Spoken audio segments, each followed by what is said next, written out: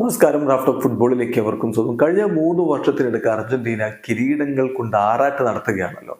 2 Copa America, world cup, ഫൈനലിസിവ എല്ലാം അവർ വാരിക്കൂട്ടി football ലോകം അടക്കി ഭരിക്കുകയാണ്. അപ്പോൾ ചില വിമർശകര്, ചില എതിരാളികളൊക്കെ അർജന്റീനയുടെ വിജയങ്ങളൊക്കെ ചെറിയ ടീമുകളെ അല്ലെങ്കിൽ എളുപ്പത്തിൽ ഫൈനലിലേക്ക് എത്തിക്കൊണ്ടൊക്കെ നേടിയതാണ് എന്നൊക്കെ പറയാറുണ്ട്. അതിപ്പം ഡീബോൾ തന്നെ കഴിഞ്ഞ ദിവസം ഒരു ഇന്റർവ്യൂവിൽ പറയുകയാണ്, ഞങ്ങൾ വിജയിക്കുമ്പോൾ എന്തെങ്കിലുമൊക്കെ പറയുക എന്നത് അവരുടെ രീതിയാണ്, വളരെ എളുപ്പമായിരുന്നു കാര്യങ്ങളെന്നും, ചിലർ ഞങ്ങളെ സപ്പോർട്ട് ചെയ്തു, റഫറി സപ്പോർട്ട് ചെയ്തു എന്നും, അതുപോലെ തന്നെ ചെറിയ ടീമുകളോടാണ് വിജയമെന്നും ഒക്കെ പലരും പറയാറുണ്ട് എന്ന് ഡീപോൾ തന്നെ പറയുകയുണ്ടായി. അപ്പോൾ നമ്മൾ അതൊന്ന് പരിശോധിക്കുകയാണ്. ഇത്തരം ആരോപണങ്ങളിൽ ഒരു കഴമ്പുമില്ല എന്നുള്ളതാണ് യാഥാർത്ഥ്യം. ഡീപോൾ അത് പറയുന്നുണ്ട്. അപ്പം ഒരു കഴമ്പുമില്ല. കാരണം വേൾഡ് കപ്പിൽ ആരെയൊക്കെയാണ് അർജന്റീന തോൽപ്പിച്ചത് എന്നൊന്ന് നോക്കിയാൽ മതി, കാര്യം വളരെ വ്യക്തമായിട്ട് മനസ്സിലാവും. ഫ്രാൻസിനെ തോൽപ്പിച്ചല്ലേ ഫൈനലിൽ കിരീടം ചൂടിയത്.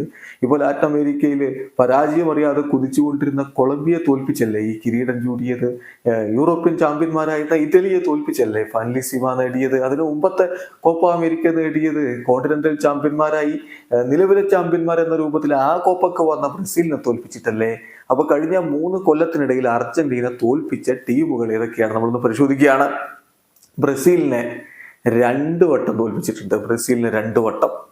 ഫ്രാൻസിനെ തോൽപ്പിച്ചു, ഇറ്റലിയെ തോൽപ്പിച്ചു, നെതർലൻഡ്സിനെ തോൽപ്പിച്ചു, ക്രൊയേഷ്യയെ തോൽപ്പിച്ചു, ഉറുഗ്വേയെ 3 വട്ടം തോൽപ്പിച്ചു, കൊളംബിയയെ 3 വട്ടം തോൽപ്പിച്ചു. ഈ ടീമുകളൊക്കെ ചെറിയ ടീമുകളാണെന്നാണ് നിങ്ങൾ പറഞ്ഞു വരുന്നത്.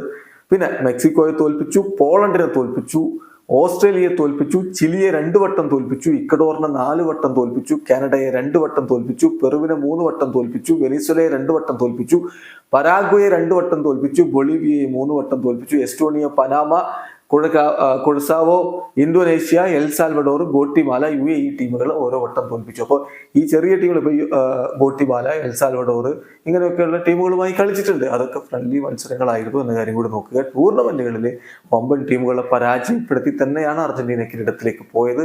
ഇനി ലോകത്തെ എല്ലാ കോണ്ടിനെന്റിലുള്ള ടീമുകളെയും അവർ തോൽപ്പിച്ച് അക്ഷരാർത്ഥത്തിൽ ലോകം ഭരിക്കുകയാണ്. 9 സൗത്ത് അമേരിക്കൻ രാജ്യങ്ങളെയും തോൽപ്പിച്ചു. 6 യൂറോപ്യൻ രാജ്യങ്ങളെ ഈ കാലഘട്ടത്തിൽ തോൽപ്പിച്ചു. 6 നോർത്ത് അമേരിക്കൻ രാജ്യങ്ങളെ തോൽപ്പിച്ചു. 2 ഏഷ്യൻ രാജ്യങ്ങളെയും 1 ഓഷ്യാനിയ രാജ്യത്തെയും തോൽപ്പിച്ചുകൊണ്ട് ലോകത്ത് എല്ലാ മേഖലകളിലുള്ള ടീമുകളെയും തോൽപ്പിച്ചുകൊണ്ട് അടക്കി ഭരിക്കുന്നു അർജന്റീന. വീഡിയോ അവസാനിക്കുന്നു. ഫുട്ബോൾ ലോകത്തെ കൂടുതൽ വിശേഷങ്ങളുമായി റാഫ്റ്റ് ഹൗസ് കൊണ്ടുവരാം.